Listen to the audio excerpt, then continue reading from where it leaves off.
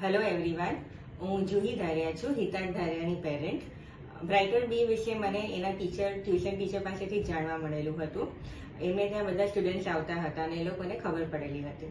તો હિતાર્થ પણ એક્સાઇટેડ હતો આવવા માટે. તો એક વખત એને ડેમો ક્લાસ કરાવ્યો મેં. તો એના પછી એ બહુ પહેલાથી જ કીધું તમને કે એક્સાઇટેડ વધારે હતો. તો ડેમો ક્લાસ એ પાસ કરી દીધું અને એને એવું જ હતું ઉત્સાહ કે હું ક્યારે જોઈન કરું એને. તો નિરાલી મેમ પાસે હું આવેલી હતી, તો એમની સાથે જે પણ વાતચીત થઈ તો એનાથી મને એક કોન્ફિડન્સ લેવલ મારો બી બિલ્ડઅપ થઈ ગયેલો હતો. તો મેં કશે તપાસ કરવાની મને કોઈ જરૂર લાગી નહીં કોઈ જગ્યા પર. તો બસ બ્રાઇટર બી સાથે હિતાર્થનું આ સફર સ્ટાર્ટ થયું. બ્રાઇટર બીમાં જોડાયા પછી હિતાર્થનું ગ્રાસ્પિંગ પાવર તો પહેલાથી સારું હતું જ, પણ એની સાથે મેં એ માર્ક કર્યું કે એનું કોન્સન્ટ્રેશન લેવલ પણ વધતું હતું અને બીજી બધી વસ્તુઓમાં પણ એનું સારું પરફોર્મન્સ જોવા મળેલું મને.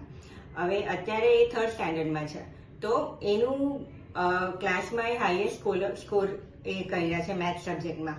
તો એનાથી એની પ્રિસાઇઝનેસ જે સોલ્વ કરવામાં સમજ ને બધું થયું છે, તો એનો શ્રેય હું ખાલી બ્રાઇટર બીને આપી શકું છું આ વસ્તુ માટે.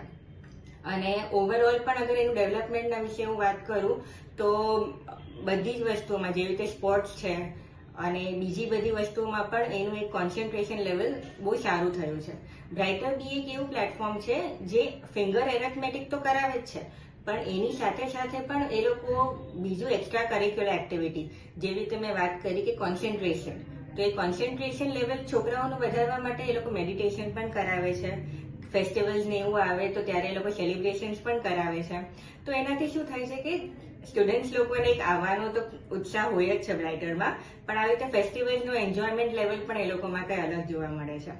તો ઓવરઓલ રીતે મારો એ જ છે કે બ્રાઇટર બી સાથે જોઈન થાઓ and make your child future more brighter.